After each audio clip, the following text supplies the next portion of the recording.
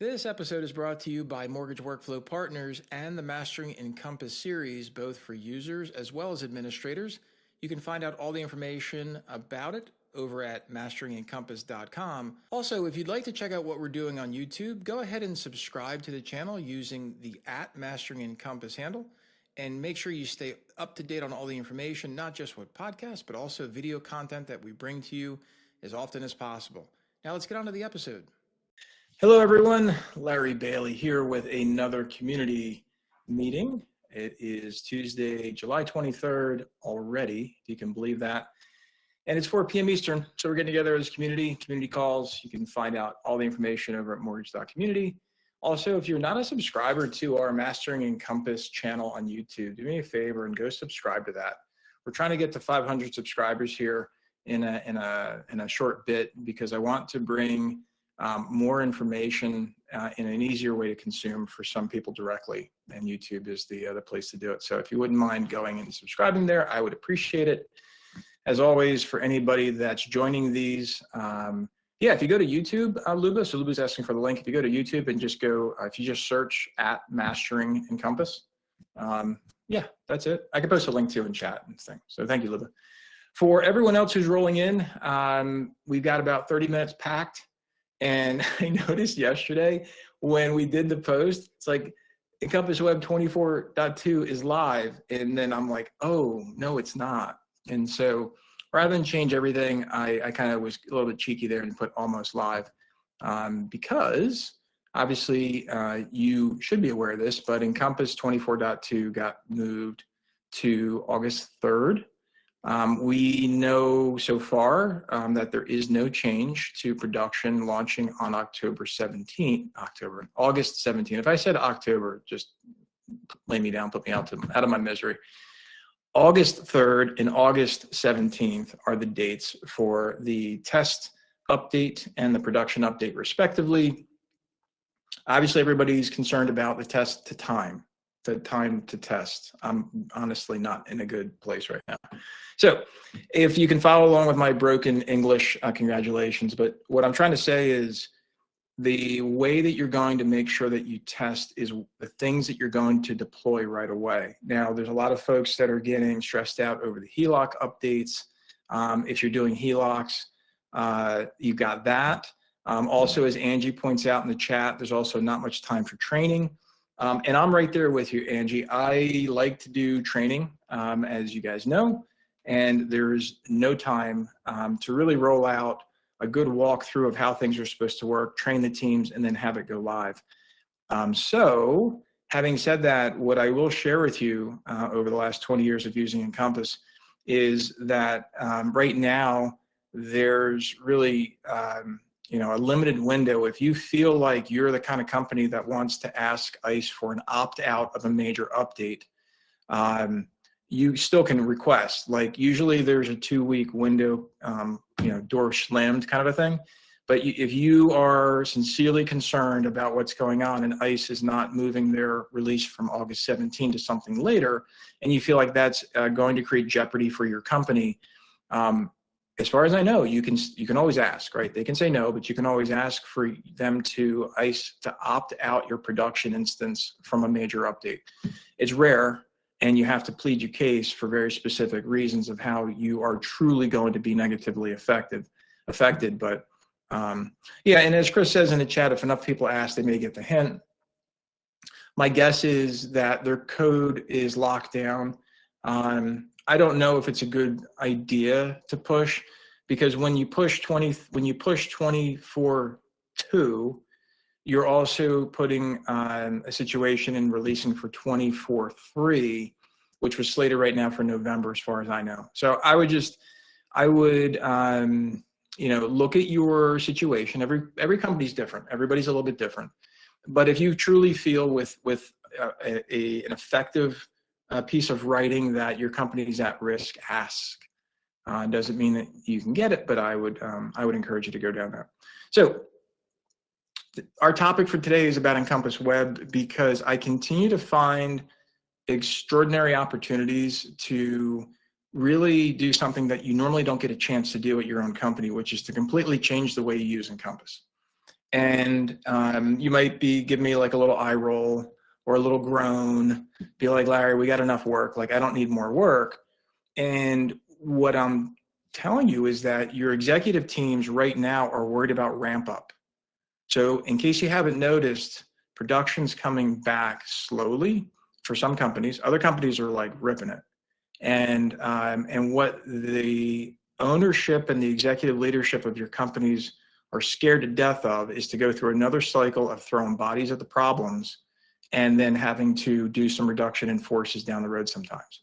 The goal is to really create your workflow in a way that scales with your company and to leverage the technology that hopefully you're already paying for and not having to always go out and buy the next shiny object for it to come back to your desk to implement. So I talk a lot about Encompass Web mostly because what I've found is that it provides for enough change to make different workflows very powerful and very effective. And it's something your company already pays for. That's number one. Number two, for you as an admin, if you're actually paying attention to this and you're getting ahead, and God forbid you learn how to write async JavaScript, you become more valuable, and good for you, as you should be. If you're putting the effort in to sharpen your skills, good. Get bigger projects, get paid more. I think that's fair. And if you can show you can contribute to the bottom line in a more effective way, you should enjoy those rewards. That's my opinion. In any event, has anybody, show of hands here, so quick pop quiz. Has anybody actually taken the time to go look at how you would use Encompass Web for any one of your departments? Is there anyone who's doing that? And I say department because it is just not real. It's not realistic to say, oh, we're going to switch over the whole company to Encompass Web. Not going to happen. It just won't. Number one, it's too chaotic. Number two, it doesn't work the same. Number three, the methodologies and the workflows are different. So Brian's, Angie's like, no way. Lou's thought about it. Brian's response is fairly common, which is trying to get opportunities for loan officers. Focusing on sales was good, and it's a good shot. And I'm going to explain a couple things here that I wanted to share on today's call. So Jolene says Friday was a good wake-up call since Encompass Web was working. Well, not only was Encompass Web working, but if you actually had your data tools synced into the Encompass APIs, they never went down.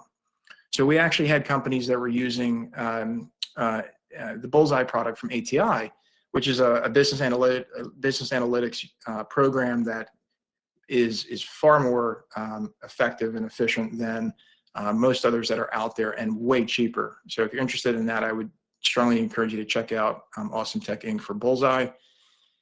But yeah, Jolene, we actually had clients that are calling us and saying, is this data real? And we're like, yeah, it's real. And they're like, but my Encompass is down. How can this be real? And we're like, because we don't use Encompass Desktop to run your business. Brian, OB isn't playing nice. I'm first to hear that. Are you using OB in EPC? So Brian, so one of the things that is important to understand about Encompass Web is it has to use all the new iterations. And Brian, when you say it's not playing nice, it's because when you go to the UI isn't feeding data back in, or, I'm sure everybody else would love to hear what your experience is if you don't mind typing it out, or if you want to come up on stage and you want to share some words of wisdom, you let me know. Because again, you'll share. You want to jump on stage with a mic, or you want to type it? Okay, cool. I'll invite you in. Where the heck are you, Brian? And we'll invite you as a speaker. Okay, Brian, you're invited as a speaker. Please make sure you are prepared for stage. So for those that don't know, Optima Blue actually has a super sweet, I think it is at least super sweet EPC integration. If you have EPC integrated and you're using desktop, you can see the obvious difference. So that's there. Brian is coming on. Welcome, Brian. Hello. Can you hear me? Yeah, you're good. Rock and roll. Okay. How do I share my screen? Let's see. So you should have an option down towards the bottom. Here we go. Looks like this, just like the Zoom one. Okay. Thanks for taking the time, Brian. We really all appreciate it. Okay. Right now, Perfect. I got this here from ICE. Yep. That talks about going into LO Connect. So I'm in LO Connect, and if I go to opportunities. So there's a different OB for opportunities, Brian, just so you know. This is something that you might have missed in a previous conversation, but you have to use Optimal Blue for opportunities. So I'm gonna go back and steal screen for just a second to show. Oh, you can do it on your screen. Yeah, go to Services Management, then go to Add Service, and then select the product and pricing category. So yeah, wrong button. I've done that 1,000 times. So with Optimal Blue, you have to, in order to enable opportunities, you have to select Optimal Blue for opportunities. Why they configured two separate ones is probably because of the price group. But you see in the bottom left of your choices there. Oh. So that's the one you actually have to configure for opportunities right there. And there you go. Got it. Piece of cake. Activate it. Once you have all your stuff configured, activate it, test it out, and then you assign it to your users. And yeah, you can use Optimal Blue and opportunities. It works really, really well. Perfect. Okay, I will do that then. Okay, and come back to us and let us know how you make out. Yeah, I'm excited about this. I just showed our OB guy, and he loves the web. He's like, I can see so many things now. Yeah. Other people are getting on board, so don't want to be left behind. Well, it's important, and Brian, you're talking about something that I constantly go with people. With EPC, you've got the full JSON package of information going back and forth between your Encompass and the vendor. So we're no longer limited by this construct that we have in desktop. So for Optimal Blue, as an example, they can see now so many more data fields to give you better pricing results. Same thing with appraisal, same thing with fraud, you name it. It's really great. It really is great. So I appreciate you jumping on screen with us and pointing this out. I would say one other thing, Brian, I'm noticing, instead of using Encompass LO Connect, everybody should be using encompass.ice.com. It's going to give you the same effect, but that domain is really not the best one to use. You want to use encompass.ice.com. I just was following the rules here, the walkthrough, and it said to log into LO Connect. Yeah, so, I hear you. You can update that though. If sometimes the training material doesn't get updated as promptly as it could, but yeah, encompass.ice.com is definitely the right one to use for anything Encompass Web. Just so you know. Yeah, it didn't even mention. Optimal Blue for opportunities. I guess I got to read the fine print. Yeah, encompass.ice.com, Candace. That's the right one. Thanks for putting that in chat. Okay, I'm going to pop off. Thanks, Larry. You got it. Thanks, Brian. Appreciate you playing along here. So let's go ahead and, oh, cool. All right, there he goes. So Patty says there's 3 cards for OB, opportunities, OB for Encompass, and Optimal Blue loan. So in terms of the services, I'm going to go ahead and add, I'm going to go ahead and go to screen share so I can play along here with you guys. And because I do want to talk about things that are important. Brian noted one thing, which is that you kind of have to know a little bit about where to go for some things. And it's not, we're in the middle of change, and could this be more forward facing in terms of support and documentation? 1,000%, 1,000,000%. But the good news is we're in the middle of change. Like as an example, I met last week, I did a full demo with another LOS, a fantastic LOS. I love what they're doing. I know the team over there, but there's a lot of things that just aren't there yet. And there's a lot of things not documented. So I appreciate that, and they were apologetic, but I said, guys, there's nothing to apologize for. We're in the middle of a build, and it's working, but could it be better encapsulated into exactly what we all want it to be? Yeah, and so when I look at Encompass Web, the reason why I'm passionate about this for all of you is to, number one, make sure that you follow the 4 pillars. I've been talking about 4 pillars for a while. The first thing is EPC. Everybody should be getting on with their vendors to making sure not only do you get logged into EPC. But then secondly, just as somebody had on here, Patty, there might be multiple places to go for something, and the vendor might not even be trained into what they're supposed to say. So if you ever have a situation where you're not quite sure you want feedback, that's what I would encourage you to get over to do a quick post on Mortgage Community and just ask people. Like, we're all going to be learning this together at some point. Something else that I think is really important is data permissions. And this is what I was speaking to a little bit ago about the JSON packages. So like with Rigora, what you're seeing is a JSON path, and JSON, for those that don't know, is the bundle of information, it's the file that gets transmitted back and forth.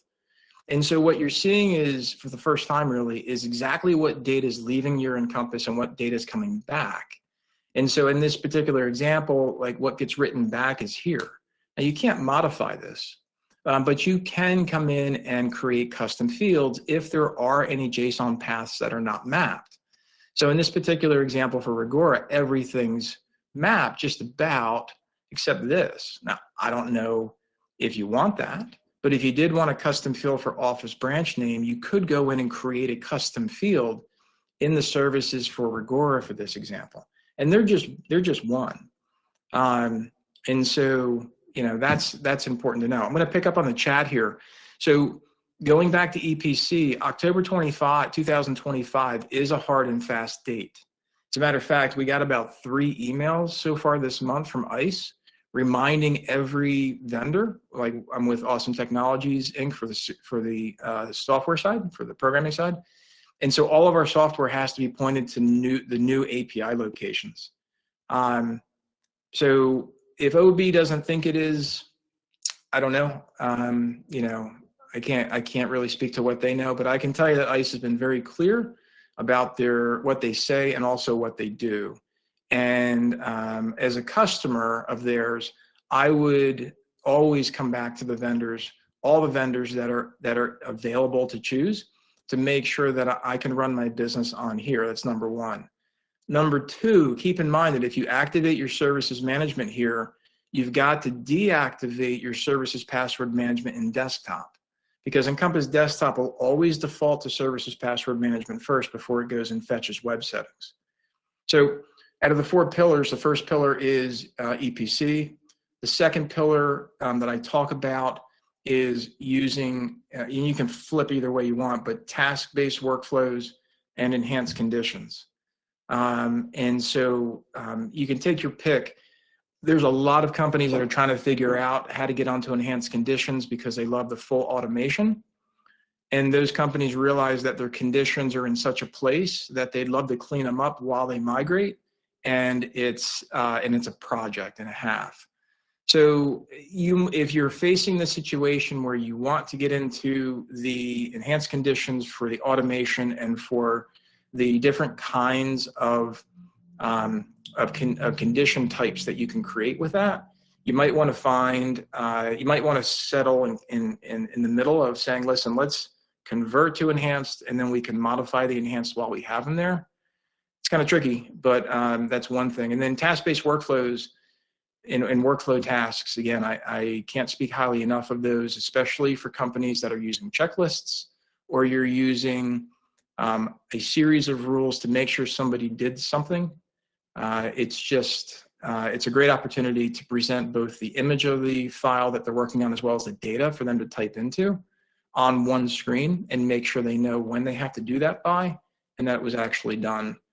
And the last one is workflow engine. So what we were going to talk about today was workflow engine, specifically with regards to the scheduler. Like, I can't wait for this scheduler. And so with 24.2, what we're expecting to have happen, and we're going to test this out on August 3rd, is that I can finally create rules natively that says 5 days before lock expires, send an email. 4 days, send an email. 1 day after application, if there's no applications in the file, send an email. So these are the things that we've all bought third-party tech, if you could, or you've come up with some other methodology to try to make sure people were aware through pipeline views or dashboards.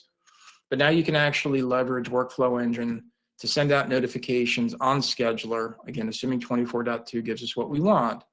And if you're using TPO channels, you can actually send those emails out to your TPO external contacts as well. So, so there you go. Candace, just to go back to the chat here, Chris says our sales team wants us to wait until OB configures float down rates on EPC. Yeah, and there's other instances too, Chris, where other EPC vendors are being asked for something specific before you move. So everybody's going to be different, but yeah, stay in touch with your teams. Candace says factual data EPC is still using password manager. Candace, that would be odd. So when you set up services and you go into services management, the only place that this data comes from is in the setup if it's got credentials here, right? And so if you're serving credentials up through services password management in a conjunction with EPC, I'd love to know more about that. So just to kind of, I'd love to know more about that, how that's working for you. Luba asks, do you know if emails will list all loans on that meet that criteria? Now it's one email per loan, Luba.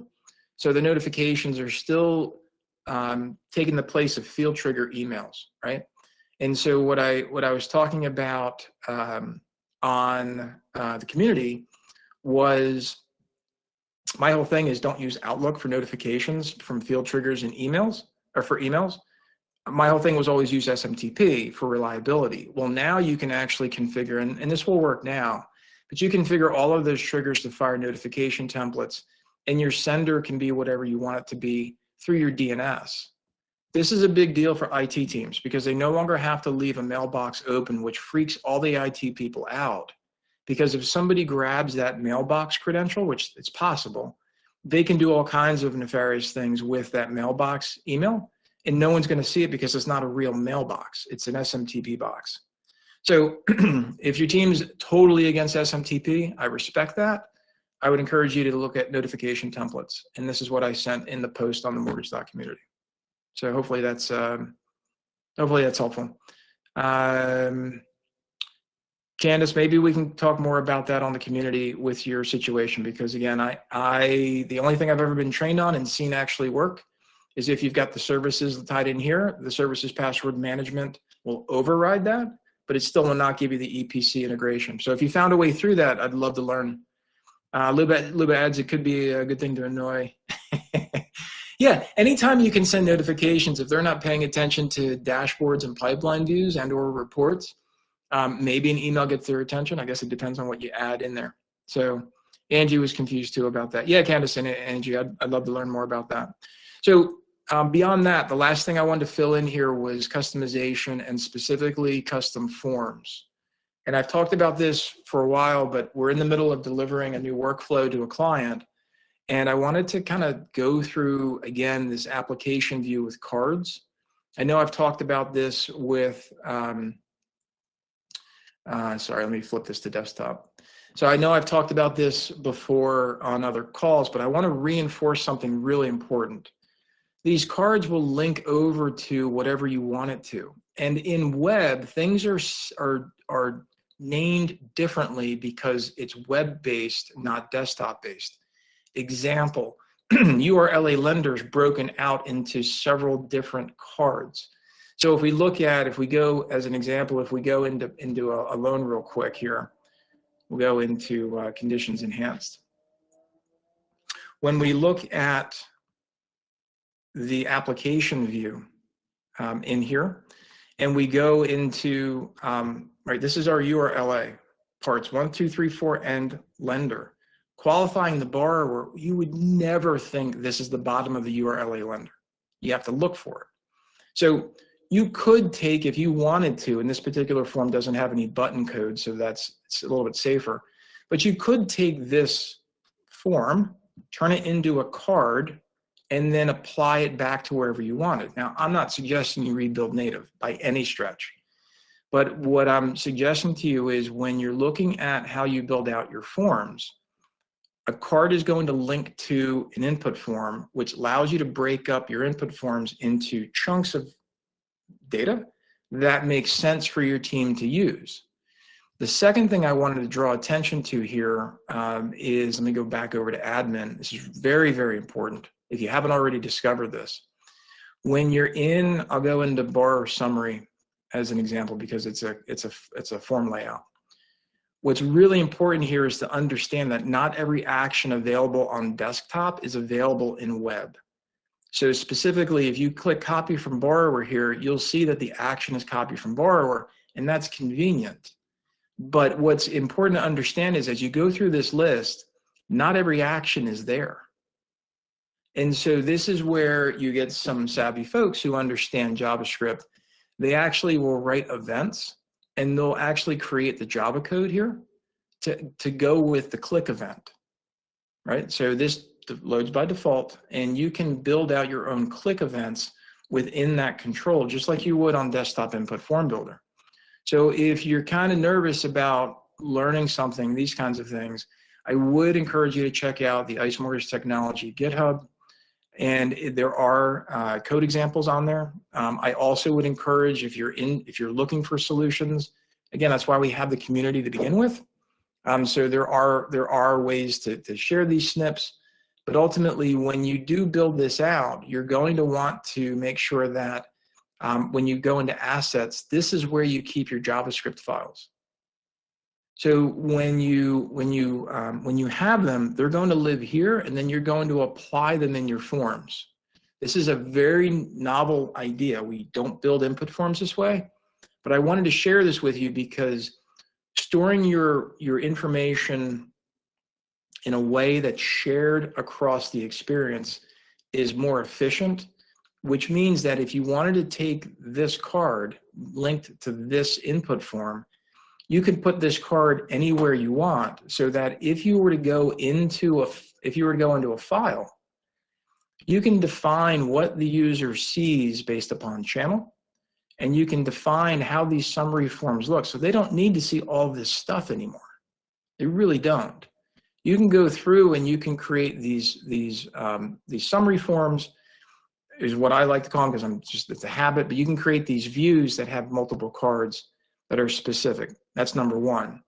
Number two, what you can do is also build, which I encourage you to explore in your company setup and your lone left nav. So you can also create specific item sets, and within a custom item set, you can add any custom form you want, any custom tool you want, standard forms or standard tools that you want, in the order that you want. Now this is by channel, so you can't create these custom sets, but if you put all of your government forms and tools in one thing that just said government over on the left nav, or if you wanted to put all of your other custom forms together for whatever the purpose is, for sales or for processing or underwriting, whatever it is, you can do that so that when somebody goes in the file, they don't see just an onslaught of forms, which is what, again, we're all used to. But the idea is that you can organize the view in a meaningful way so that there's actual groupings in here and not just this entire list. And so where you see like here, custom forms, I can create a custom left nav that aggregates all of my government together, or all of my VA together, or all of my FHA together. These are the options, and these are the ideas that I'm really encouraging everybody who's here today and who's listening on this replay to explore, because this is your chance to really start over and imagine a workflow that actually works for your company instead of being confined to what you've been doing on desktop. That's my pitch to you. That's my call to action to you. And that's what I think is so exciting about this platform, because it allows us to finally create all of this customization and refinement and workflow while still using our Encompass. So I think it's a great spot. So any questions about that? Any ideas? Ask if you want to talk through it. Certainly, we can bring it up on the community and ask away. But that's where I see the value, and that's also where I've seen the value as this has been implemented for different teams across different companies. And that's what I had for today. Obviously, we'll see what hits with 24.2 when it does become live, supposedly on August 3rd. We shall see. And if there's ever anything I can do, let me know. I will be, again, I don't want to besiege the community with all kinds of posts because I don't know if that's really what it's meant for. So I'm going to be posting more little shorts and updated information on the Mastering Encompass YouTube channel. So if you want to check that out, go ahead and subscribe there. And for everybody else, thanks for coming today, and always thanks for your feedback. Thanks for your attention and participation. You guys have a great rest of your day. And Brian, let us know how you make out with Optimal Blue for opportunities. I think that's a great thing for sales teams. I'm really looking forward to that for the companies we're working with. So appreciate it. You guys have a great day.